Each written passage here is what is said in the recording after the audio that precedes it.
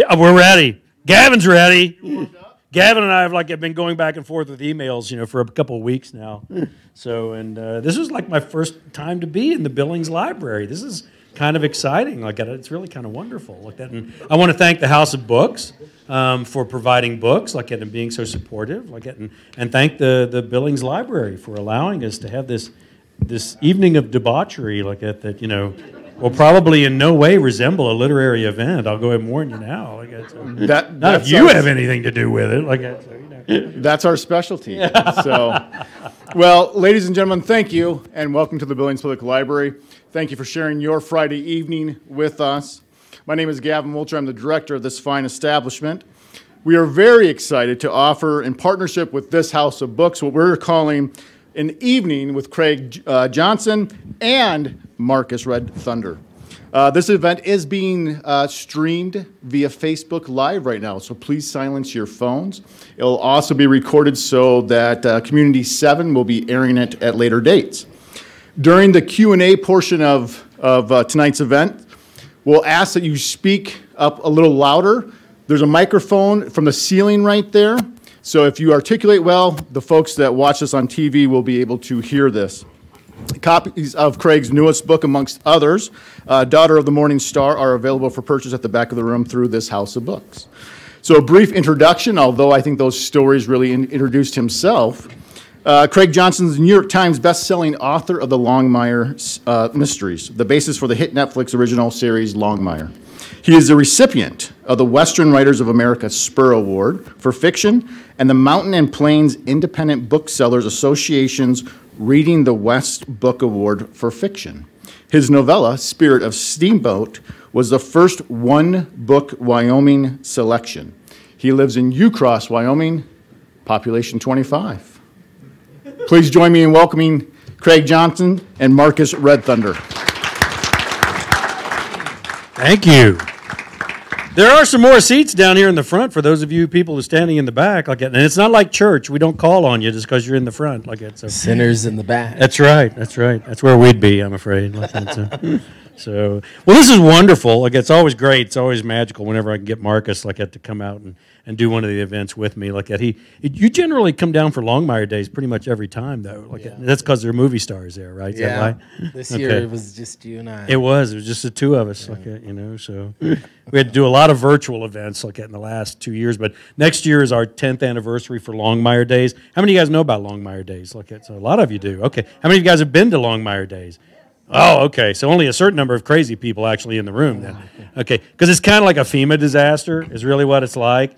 It really is. Because what we did, the first year that we had the actors come up, they came up and we really didn't know what to expect. We really didn't.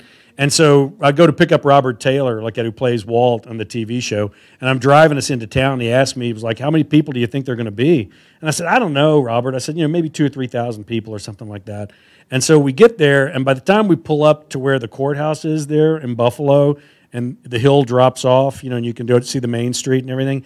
The barricades are all the way across the street, and all the Buffalo Police and Johnson County Sheriff's Department guys, who I know all of them, are all turning around and looking at me, and they're real pissed. And I was like, "This is not good." And so we kind of raise up in the truck to look up, and see down onto the main street down there.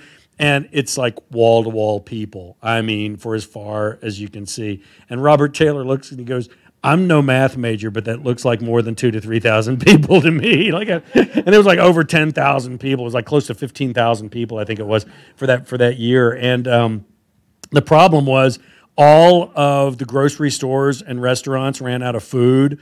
All of the banks and ATM machines ran out of money. And everybody was walking around with their cell phones because we only have one tower, all right, in the whole city of Buffalo. And so everybody had their phones out and they were walking around trying to get service, walking around in circles like this, And I'm looking at them and I'm like, that's why Walt Longmire doesn't carry a cell phone, okay, just so you know. But yeah, and it's continued on. Next year is our 10th anniversary. For Longmire Days, and so it's going to be really crazy, So we'll see. We may have some special guests, show up along with all the actors that we normally have too. We have an Indians versus Cowboys softball game Yeah, I think we won the first year. And You did after because that- you pulled a ringer. Like Marcus went around to like every softball team in Montana, on every res in Montana, and they came down and played these unsuspecting Cowboys. It was like the 27 Yankees is what it was like. I mean, it was hilarious because I mean every hit was like a home run. And they told us after that, this is just a family thing. You don't need to do that, Marcus. Yeah. So the next 8 years, they did what we did the first year. And they won all the ones since 8 years. That's actually one of my favorite parts of the whole event, I have to admit, because A. Martinez, our good friend A. Martinez, he manages the native team, and he manages it as the character of Jacob Nighthorse. Yeah, and so he's got a rule book that he quotes from that looks kind of handmade, and and he kind of changes the rules as the game goes along and everything. So he does a pretty fantastic job. And Zon McLaren was our umpire he's been our umpire for a couple of years now. And, ever since he struck out in softball. Yeah. He put him as umpire. He changed positions. So.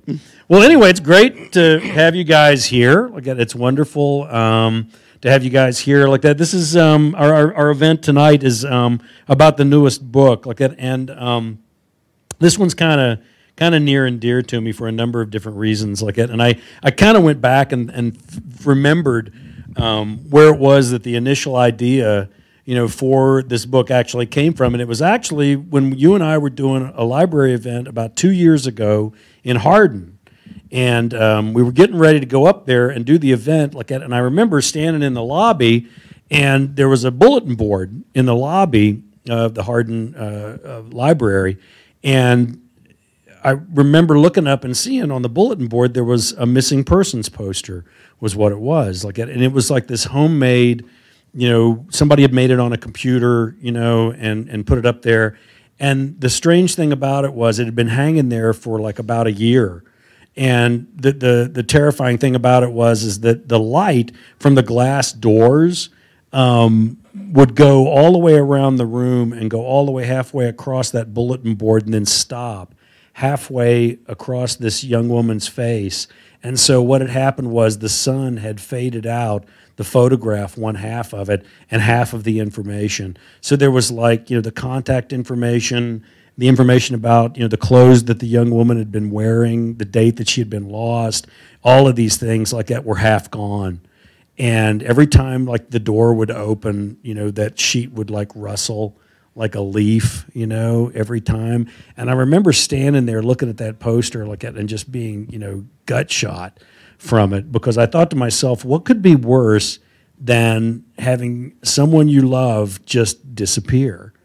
I mean, the people that I've talked to that have said, had these kind of similar kind of instances happen in their lives, their statement is that it's almost better to know. It's almost better to actually, realize the situation, no matter how horrific it was, than to just never know. I mean, it's just like an open wound that never closes, it seems like. And so I started doing a little bit of research on it at that point in time, and it's horrific when you start looking at the numbers and see the number of people in Indian country, of native people that have disappeared. And the numbers, particularly in Montana, are absolutely horrifying. I found out that it was something I think the FBI report came out for just last year, and there were over 7,000 indigenous peoples in this country that have gone completely missing, and they don't have any idea, where they went, what happened to them, nothing.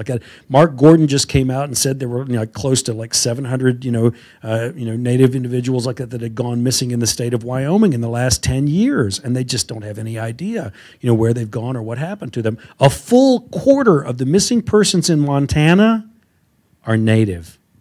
And I don't have to tell you how small the percentages is that of what they make up of the population of Montana. Yeah, less than 10% the population of Montana. Yeah. And over 25% of the missing persons, which is just absolutely crazy. And so when I started seeing the numbers on that, I thought, okay. One room right now, there's only 10% inside this room that are native.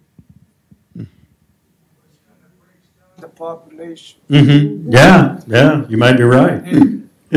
but I was trying to figure out, I mean, it's one thing to have an issue, to have a social issue that you want to like try and address, but the difficulty is like, well, how do you address it? What do you do? How do you deal with that issue? And I didn't want to write another one of those like manhunt in the snow, kind of books like that. I've done that, or a lot of people have done that, like and done it well, like it. And so I thought I want to try and do something a little bit different, like that. And we got an opportunity like that to go up. A good friend of ours, like at Tiger Scalp Cane, invited us up. Is Tiger here? Is Tiger out there somewhere? He was going to show up tonight, so he may be here tonight before it's all over with. But he's the athletic director in Lame Deer at the high school.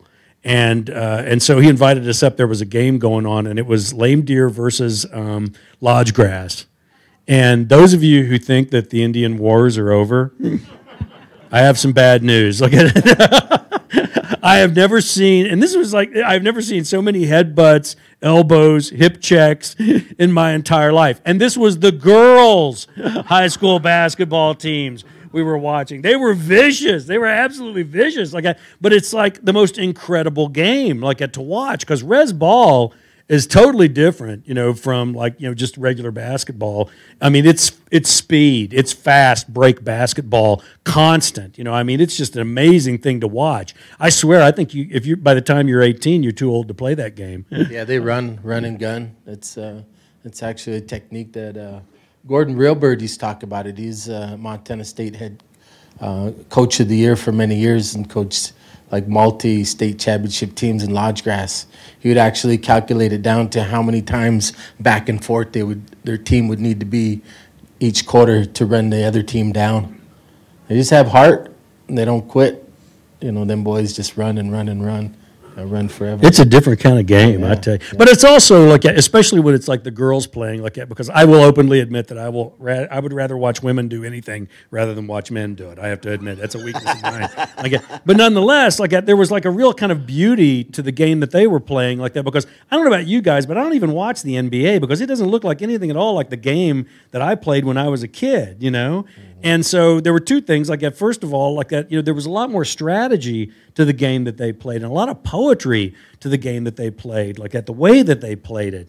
And, between that, and, just the fervent, way that they played that game. They were just so infused, with, this game. It was just really something to watch. And it just really struck me. I remember walking out of there and thinking to myself, okay, that's the story. That's where this story needs to take place, is out on that court, is where it has to take place. And so I thought, okay, if you've got this young girl Jaya Long, and she's this incredible phenom and she's complex. She's a complex character, but she starts getting these death threats, is what she starts getting. Where people are threatening her life as she plays the game and it's something that has to kind of be taken very seriously, because she lost her older sister a year earlier because she went missing. Just completely missing, and nobody knows what happened to her or anything. And so she's this presence, in Jaya's life And so she's a phenomenal basketball player, but she's got a lot of baggage that she's carrying, with her family, with her sister being gone, all of these things that. Can she ever live up, to the way the player, that her sister was? And her sister was not as good. Her sister Jeannie was not as good a basketball player as Jaya, but she was a team player. She was really one of those incredible players that can elevate, the entire team and make them all better. And Jaya, on the other hand, is kind of into herself that, and not really, a team player that. And so it was interesting for me when I was writing the book, because Walt, was one of the top 10 offensive linemen, high school linemen in the country. And, got picked up by USC, played in a Rose Bowl against Wisconsin. Of course, then, he lost his deferment, graduated, and went to Vietnam. So his life took another turn like that. But it was kind of interesting to have Walt, who's kind of like an old school athlete, and then this young girl who's coming up, who's incredibly talented, but, has some lessons to learn about how to be, a team player and how to, help be supportive, of your fellow players and all of that. So it was kind of fun to have them coming from the opposite ends of the spectrum as far as that was concerned And yeah, it became, you know, a book that was interesting because the dynamics of basketball and the dynamics of this investigation to try and find out, you know, like what's happening, you know, as they're making their way to this national championship game and actually playing in a national championship game right here in Billings over at the Metra. Was a real joy to write, I have to admit. It was something different, you know, because I've put Walt in some really dangerous, you know, and uncomfortable situations, but I've never stuck him on a bus with a whole busload of teenage girls, and that's a dangerous situation. Like, you know, I have a 14-year-old, you know, granddaughter, and so I know just how dangerous they can be. But that, you know, that's how the book kind of like came to be like that, and you know, it was great like that because, you know, I could lean on my guys like that up on the res to kind of keep me, you know, pointed in the right directions and everything like that. But you know, it turned out to be a fun book to write and a different, you know, kind of book to write. Yeah, it was awesome reading it, you know, and knowing the light that it's going to shed upon issues in Indian country that need to be brought forward, not only for the general public but within our own nation too. Because a lot of that can be prevented through health and wellness, through education, those type of things. So now it's a large light that's going to be shown upon it. So it'll provide us a venue to get that discussion going, get some funds going in that direction, raise awareness, different types of ways like that. So that's the types of work. That's the type of work that I do in Indian country. Go around and talk about health and wellness and education, and just motivate people that we don't have to live by the past horrific traumas that have happened, because there was a systematic attempt of genocide upon our people, a conscious effort to wipe us all out by the United States government, but we're still here, and there's a purpose and reason for that. And so we need to find that as individuals within ourselves what that purpose and reason is. And that's what makes our life so amazing and strong that we can look forward to something like that. So it's amazing to be part of this journey with Craig so that we can continue shedding these lights upon our people. You know, we're more than just stone-faced grunting Indians that you see in movies. You know, we actually have a beautiful way of life that is still in existence today. You know, languages that have been spoken on this land for thousands of years. You know, that name, Red Thunder, has been said in this, all the way from Michigan, this area, for thousands of years, and we still carry that on. Same with songs, same with dancing, same with stories. We still have stories that are thousands of years old that we still carry today, traditions and those ways. So we need to continue to remind our Native people that we have that. We have that rich heritage, that rich culture, and a beautiful way of life. And because there was a systematic attempt, and it wasn't only just a physical, but it was a psychological warfare that tried to bring us down. So we need to remind ourselves, remind each other that we're living a good, strong, beautiful way of life, to remember that holistically, take care of ourselves. So I'm going to put my hat out, and I'm going to be taking collections for this homily. I'm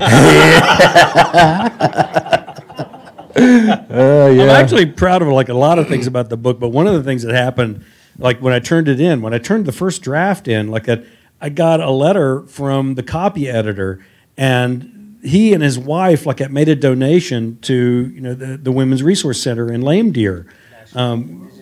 Yeah. And then like, and then Viking Penguin turned around and made a very substantial donation like it also. And then we made them our national charity, because what we do with Longmire Days, like it's not just to line everybody's pockets. Like we always have a national charity, like and then a local charity that we give all of the, you know, the profits, you know, for Longmire Days too. Like and they're the national charity for this year. Like that. So once we get, you know, everything all added up, like that, and I think that's like probably in November, like that, they'll get another great big check, like that, which really, I feel good about that. I really, really do. Like it's I feel National like, Indigenous Women's Coalition. Are you asking your boss? Yeah, my boss is sitting right over there. That's my wife there. My better half, way better. She is. My daughter, and then my son is back there too. So he's cute too. yeah, he is. He's growing like a weed. I know, right? Yeah. things. It's good. You can like push the wheelchair around for you when you get older. Yeah. Like that, so good. Would you guys like a reading tonight? Would you like me to do a little reading like it? Okay. All right. I'm gonna do it over here where I don't have to hold the mic. I'm gonna do this. These are always fun books for me like that because is this on? Is it on? No. Is it on? It's on. Okay. Gavin's like, I told him how to do that. I told him how to use it. This was a fun one like that because I really like going back up. Whenever I can circle back around and do something I did a little bit of before, and a lot of the res stuff like that came from As the Crow Flies, which was like a blast. Because here's the trick. When I'm always talking about how. My favorite quote about writing is the one from Wallace Stegner on Teaching and Writing Fiction, where he says the greatest piece of fiction ever written is the disclaimer at the beginning of every book that says nobody in this book is based off anybody alive or dead. And what a load of crap that is, because that's your job to go find interesting people and put them in your books. Well, the problem, of course, is I come from a state where there are only 500,000 people, right? So everybody knows who I'm talking about generally. And then it's even worse up on the Northern Cheyenne Reservation because there are only 5,000 enrolled members. So whenever I stick one of them in my books, everybody knows who I'm talking about. And I used to worry about it like that. And then, and I finally asked Marcus about it. He goes, yeah, don't worry about it. He says, there are more people pissed off because they're not in your books than there are the ones that are pissed off because they are. So it's not a big deal. Like that. And so anyway, this one was a fun one to do like that simply because I was able to go back and go back to some of those characters that I really enjoyed writing about like that. And one of them is Lonnie Littlebird. Who's based off a good friend of ours, Charles Little Man, like that, who was just hilarious. Like he had an incredible sense of humor, and he was one of those guys that like hardly ever knew when he was funny, which made it twice as funny, And so I whenever I put him into the tribal elder like that, and then I even elevated him, and made him into the chief like that, just because I thought he's too priceless like that to not have. And so anyway, the way it works is, of course, like that, whenever Walt and Henry go on the res like that, Henry doesn't have to ask permission, but Walt does, because he doesn't have any jurisdiction there. He has absolutely no jurisdiction whatsoever. And so he can't rely on a lot of the resources that he normally has, where he can pull his badge or, show his gun or, lock somebody up or that kind of stuff. He can just go ask some questions, and if somebody wants to answer his questions, they tell him to take a hike. And so he has to kind of go in and get permission from Lonnie to be able to do this. And it's kind of a tough situation because for those of you who read the books, you also know that Walt is responsible for kind of like absconding with Barrett Long, who is the brother of Lolo Long, who is the tribal police chief. So he's in trouble with her, but he's also in trouble with Lonnie like that because he was kind of like Lonnie's, right-hand man. And so, Walt's kind of got to walk on the eggshells or the thin ice here a little bit in this one scene, but it's here in the office like that, in Lonnie's office, that this scene takes place. So hopefully you'll enjoy it like that. So I'm not going to read the whole book because you can do that at home like that. So here we go. This is actually on page 48. I do not think that this young man is going to work out. Yes, it is so. Glancing around Lonnie Littlebird's office, I couldn't help but have a little bit of wall envy. The head chief of the great Northern Cheyenne Nation had certificates of achievement from 4 different presidents of the United States, an officialdom Lonnie begrudgingly recognized. Documentations of great service from every part of Montana, another bureaucracy he attempted to pay no heed, and credentials of lofty success from every facet of Indian country. You got a Nobel Peace Prize up here on the wall somewhere, Lonnie? The old chief ignored me as the young man in question entered, bearing a tray overloaded with coffee pot, cups, saucers, milk, sugar, and silver spoons, all of which he carefully slid onto Lonnie's mammoth oak desk. The young man stood, hair parted to the right, iron shirt and polished shoes at the ready. Will there be anything else, Chief? Lonnie ushered him away with a vague wave of his hand, and then joined us in watching him go, the glass-paneled door with the tribal seal and Lonnie's name in gold leaf quietly closing behind him. Henry reached out and began pouring coffee for the 3 of us. What's his name? You know? I don't know. Lonnie sat back in his wheelchair and thought, Willard! His name is Willard. He thought about it some more. Wasn't there a movie about a rat named Willard? The bear finished pouring Lonnie's cup in the saucer. I think the rat's name was Ben, and the boy who controlled him's name was Willard. The chief leaned over, looking through the frosted glass to see if the young man might be loitering near. I could see Willard controlling rats. I took my coffee and stood and walked over to the wall of fame, sure that if I looked long enough, I'd see the heads of the enemies who had underestimated the legless man. Seems like a nice kid to me. Lonnie waited patiently as Henry, familiar with the old chief's tastes, dropped 2 cubes of sugar into his coffee and then added a spoon before sliding the cup and saucer the rest of the way in front of him. Yeah, you'll think that until the rats show up. I turned to look at him. He sipped his coffee and glanced up at me. He's too polite. I'm always thinking he's up to something. I shook my head and sipped my own coffee. You want your old driver back? At the sound of Barrett Long, the old man brightened. How's he doing? Fantastic. He's dispatching on weekends and covering for Ruby whenever he wants a day off. Ruby, that's that good-looking woman that's in your office. Pushing 80, I was pretty sure that my dispatcher would be pleased at this description. One of them. Has he gotten his gun yet?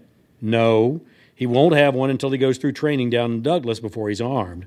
He wants a gun. Yeah, I know, but even his own sister, the police chief, wouldn't give him one. She is a harsh woman. Yes, it is so. Well, you're her boss. If you wanted to, you could tell her to order her to give him or her brother a gun. He shook his head and stared at the coffee. I am just the chief. Doesn't that mean that everybody has to do what you say? No, hardly anybody does what I say. I glanced at Henry, who rolled his eyes.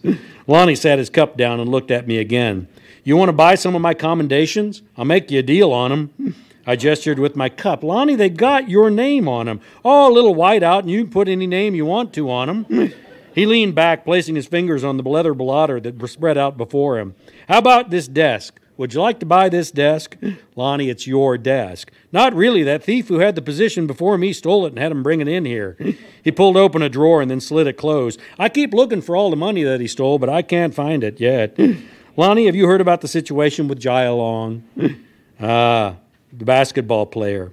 Henry nodded. That threat's against her life. I came back and sat resting my cup on the purloined desk. Yes, One Moon. That is a tragic family. The grandfather, he is a good man, and his wife, they tried to keep their daughter safe, but somehow they could not keep her on the straight and narrow. That is the way sometimes. Do you know anyone who might know who has been threatening Jaya? There are the usual threats whenever our players go out into the white world, but these people are only misguided, not particularly dangerous, just racially overly enthusiastic. He glanced at me. But you think we have a case? What do you know about the sister, Jeannie? Oh, well, the old saying among our people is that you can never conquer an enemy until their women's hearts are on the ground. But what if there are no women at all? He looked up at me. What is it? That is why I'm glad you are here, my friend. I'm hoping you can help us in this most horrible of atrocities. How many Native women go missing here, Lonnie? Close to 300 missing persons reports last year alone. We make up only 6% population, but account for 26% of the missing persons. The majority of who are women. Most of our cases are closed within a day or two. Runaway teenagers, tribal police find them walking on the roads, or child custody cases that are resolved. But the statistics remain that our people make up more than a quarter of the ones who go missing in the state. We're going to have to go around and knock on some doors and maybe ask some uncomfortable questions. He glanced up at me. You are asking for my blessing? I guess we are. The bear sipped his coffee and then lowered his cup into the saucer. Lonnie, have you ever heard of the Eovetse Heomese? He started. On his face we could see the words rested something deep within him. I have not heard that term since I was very young. But you have heard it. Yes. There was a girl that I knew. She was strange and something of an outsider who just didn't fit in anywhere. You would see her out in places where nobody was, all alone. And I remember my mother told me not to be like her, that the Eovetse Heomese would come and take me away if I lingered too long from the company of the people. And one day in the schoolyard, I saw her standing out by the fence, and I went to her, and I told her that if she persisted, the Eovetse Heomese would come and take her away. And all she said was, at least somebody will want me. He reached out and took his coffee, holding it in both hands as if attempting to stay warm. I told my mother about this, and she said that I should befriend this girl and look out for her. The next day I went to school with great emotion, ready to tell this girl that I was her newfound friend and would protect her. He took a sip of coffee.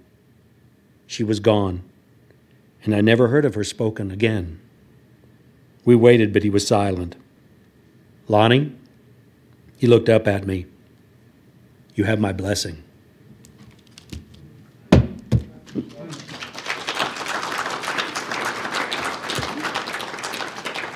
is where we open it up and let you guys ask questions like that. But there's already been a couple of questions before like that. So, we had some new people come in. So you new people, it's your job to ask some questions like that. So let's let you know. Anybody? It's a quiet group tonight. We've talked you out already in one fell swoop. So is that a correct assumption? This is a segue into the next? It kind of is. It kind of is. We get a beginning, a middle, and an end to this book, but there's more, which this is kind of touching upon. And that's actually one of the fun parts for me, I have to admit. It's also a little. It's a kind of a deal for Marcus and I too, like that. In that, the spirituality in the books is really, really important to me. But one of the fun things for me is also the way that both Walt and Henry approach that spirituality like that. Because Walt is a detective. He's an investigator like it, and so for him, the world is empirical data. It's all facts. It's like an episode of Dragnet. Nothing but the facts. And with Henry, it's whenever Marcus and I are talking like that. It's that spiritualism and mysticism that makes up the entirety of the world. That it's so much more out there. And I'm always laughing about it whenever I'm talking about it with him because I'm always physically aware that my kind of people have only been on this continent for a couple of hundred years. His kind of people have been here for a couple thousand, and they might know a little bit more about what's going on around us than we do. And so for me, it's always interesting to see that that argument that goes on between Walt and Henry, because Walt, is not a believer like it, and Henry is a true believer like it. And so for me, there's the differences between the two of them make for an awful lot of good conversations. It seems like. Yeah, that balance, going in between like the spiritual part, coming back into the reality of what's going on. There was a story that I heard about these young men that were in a sweat lodge. And so some of you may not know what a sweat lodge is. It's one of our ancient ceremonies that we have. It's a sauna. It's made out of willows and then hides or blankets. And then we heat up rocks in a fire, then bring them in with a pitchfork, and then pour water on that. And it's a ceremony. And within our way of life, different things start to symbolize different things within our life. So they tell us that steam, that heat, it'll represent different things that are within your life. So these three men were in there. And there was two younger men started arguing. They said, the reason why it gets hot in the sweat is because you're so full of sin. It's all that sin that it's in you that's making that heat so intense. And the other guy said, well, I think it's because I'm righteous man. I have no sin. And it makes that heat intense, but I don't feel it because I'm a righteous man. And that old man was in there. He said, you're both full of shit. The reason why it gets hot in here is because we got that guy pouring all that water on them hot rocks. So it's amazing about my brother here is he maintains that balance within that book. When things get a little too serious, bring in some humor. That's the way our life is, and that's what he grasped onto. And, the spirit of intent is powerful. What you truly intend to do in the beginning, it's always going to come out. That's why Longmire is so successful, is because of the intent in the beginning. When Craig and I got together, we talked about it. We even went in ceremony, went in sweat together, went to the elders, went to Charles, they gave us a blessing. And even when Lou Diamond came over, when we first started the pilot, before we even filmed the pilot, Lou came and stayed with me for about 4 days. We went over to Lame Deer, hung out, and had a good time, went to the schools, did some assemblies, went to the old folks' home. Them old ladies just were loving him up, trying to give him hickeys. We had a good time, and then again, Charles. He's not bashful either. He'll break into La Bamba at a heartbeat. No, he just jumped right into it. Yeah. Cheyennes say we have Cheyennes and Crows. I was telling you, kind of animosity, and Crows, they adopted Obama back in 2000, 12, I think, somewhere around there. And then the Cheyenne said, well, Crows have Obama, we got La Bamba. Because they adopted, Cheyennes adopted Lou into their tribe through Tiger scalp cane, yeah. So anyway. You had your hand up. Well, it was talk about the spirituality in the Northern Cheyenne. I was just, how does that, when there's someone lost and their spirit is gone, how does that fit in? I mean, how does your people, I'm trying to understand that whole thing, you know, because they're gone. How do you deal with different ways with different families, you know, within our tribe, we're not all traditional ways. You know, you utilize those ways. So some are Christian, some natives are Buddhists,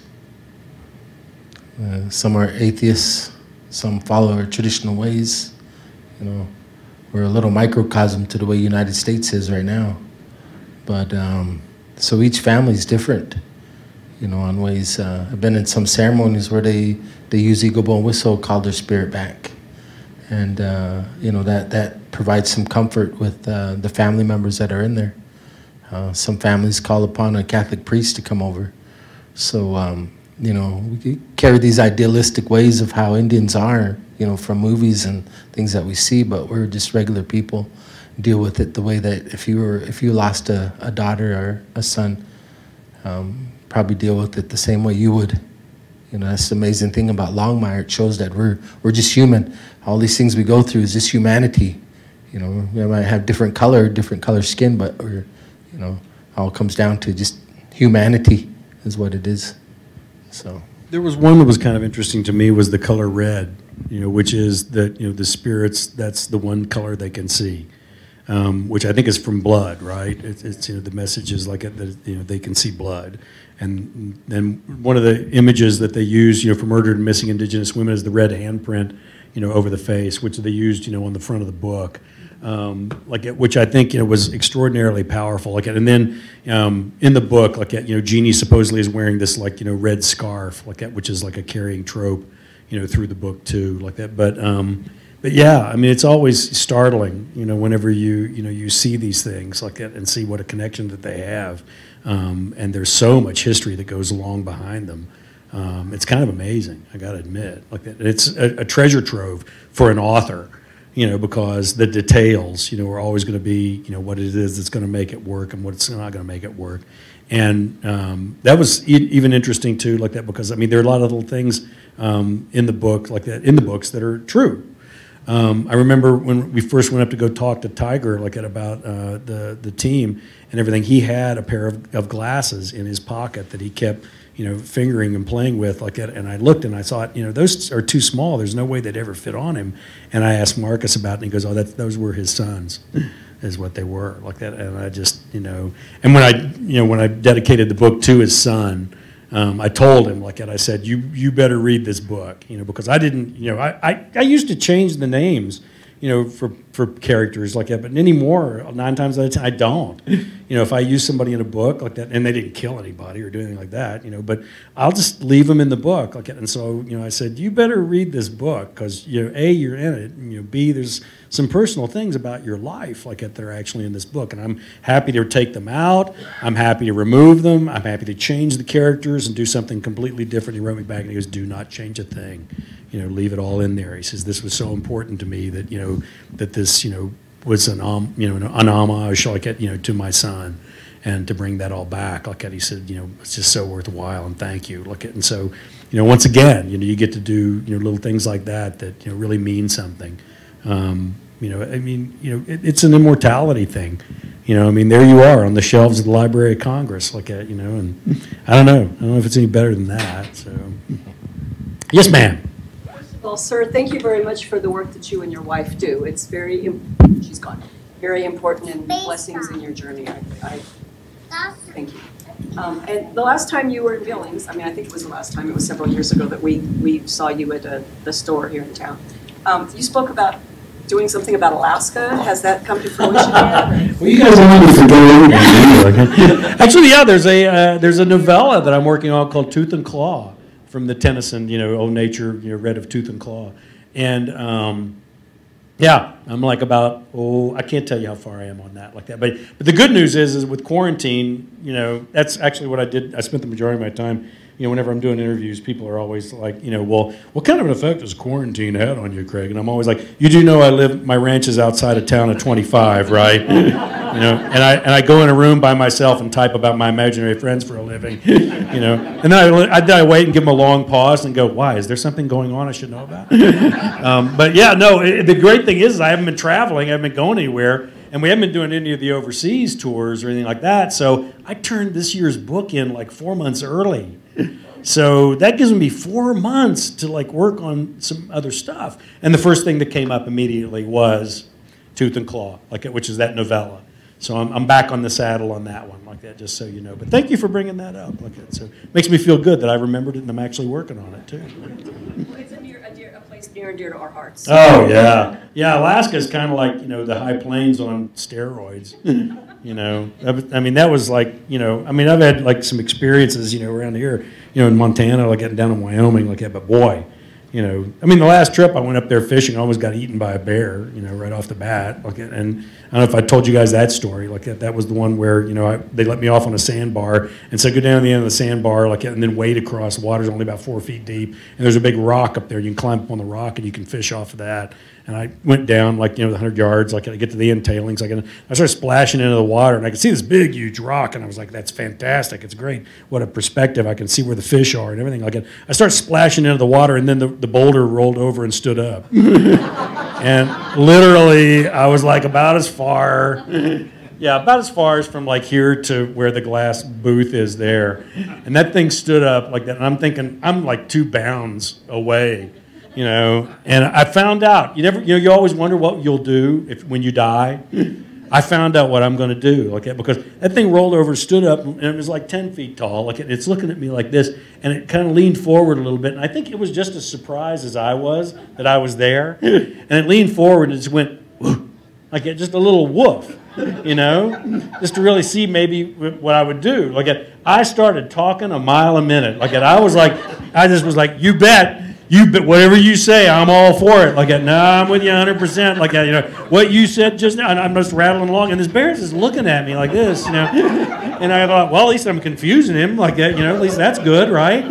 And about then, I hear the guys that were in the float boat, about 100 yards away. They got their air horns and their bells, and they're running down there. So they look down, they see this thing, standing over top of me. They come running down there, and I swear this bear looked like that at them, and then turned around and looked at me and was like, because lunch just got broken up, and then he just turned around and ambled right up the hill, and into the weeds, disappeared, but yeah, I love that place. It's a hoot, and I had I don't know, I shouldn't tell you guys about that book. I'm not going to tell you about it because you're just trying to weasel it out of me, and I'm not going to let you do it. So, but yeah, it's going to be a fun one. It's a fun one because what happens is Walt's working on an oil derrick.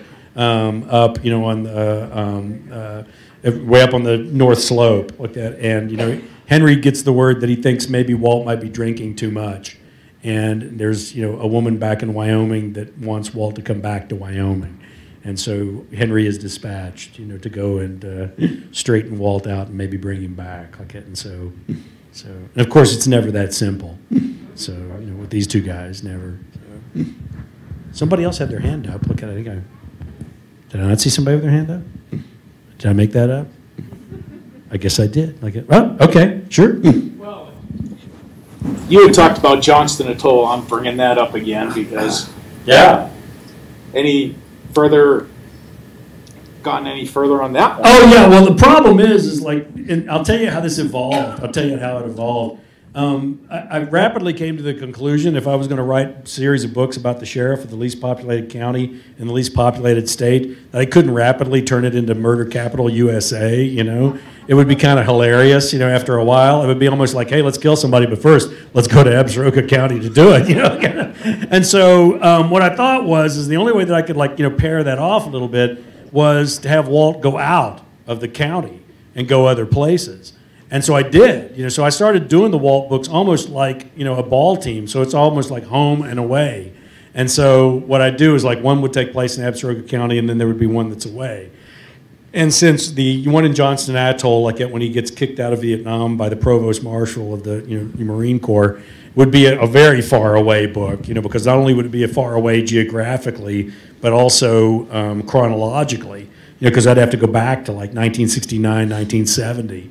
I thought that one's got to be pushed back, you know, a little bit, you know, for a couple of years before I can jump on that one. But yeah, I've already started doing research on it like that, you know, and you know, developing thought, you know, of what it is that's going to happen in that particular book and all that. But I used to worry about running out of ideas. Now I'm just worried about dying before I get them all written, you know.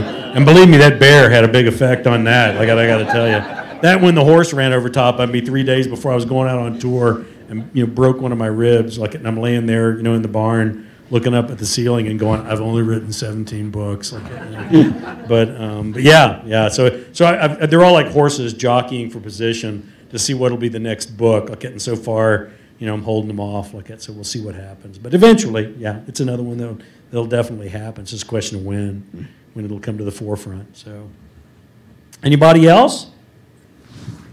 I have kind of a personal question. Uh-oh. Stephen Ambrose, who wrote Crazy Horse and Custer, did you ever? He spent time on the Northern Cheyenne, whereas did you ever get a chance to meet him? No, I never did. Look, I've never met him. When was the book written? When was that book written? About 20 years ago. Okay, yeah. Is that in Spirit of Crazy Horse? The one about AIM? No, it's a parallel. He parallels the lives of Crazy Horse and Custer. Okay. He was a historian. Yeah, yeah. Good gosh, yeah. The Nathaniel Philbrick one was the one that I immediately latched onto because it was, you know, really modern, like that, and like he had used like all of the forensic information that they had garnered here most recently, and he's a pretty amazing historian because he does a really great job of giving you an overview of, you know, I mean, you can get bogged down in some of those like that, you know, where you're seeing the history leading up to the battle and all that kind of stuff, or the period after the battle and things like that. And I just wanted a really clear overview, like, and it was the Nathaniel Philbrick, The Last Stand, I think is the title of it, like it. And so, and I know Nate Philbrick, like it, he's a really great guy. I got to do the Nantucket Book Festival, which was really kind of weird because I'm definitely the only guy that was on Nantucket that had a cowboy hat on. I can just about guarantee you, like that. But yeah, that was a really great one. Like, I mean, you can go. I mean, I've got a list of books like that I use, you know, like for research purposes, like in the acknowledgement section of Next to Last Stand, like that. But yeah, no, I never ran into Ambrose at all, like that. So it doesn't mean he wasn't there. It just means we weren't there at the same time. Yeah. Like so. It was published in 96. 96. Okay, so that was a while back. Woof. More than 20 years, my friend. Back in the 1900s. Back in the 1900s. They're getting by you again here, aren't they? Last century. Remember the last century? I always say that. Back in the turn of the century, you know. The other one. Before. Anybody else? If we bored you enough for one night, like that. Guys, thank you so much for being here. Yeah. I want to thank, you know, the Billings Public Library for allowing us to have this magnificent space. I want to thank this House of Books, like that, for bringing books over. And you better thank my wife back there for hauling all the swag in too, like that, because she did a pretty great job there. She's pretty handy with a hand truck, isn't she? Like that. And I also want to thank my good buddy Marcus Red for being here Greg. this evening. Yep, Thank you. Appreciate it. You guys have a good night. It's a good opportunity to get a signature on a book, is what I can tell you. Like that's, Yeah, those are rare. So yeah. I've signed a few. Me, I've signed a no few. big deal. Like that, but Marcus, yeah, that's kind of important. Yeah. So, thank you guys. Thank you.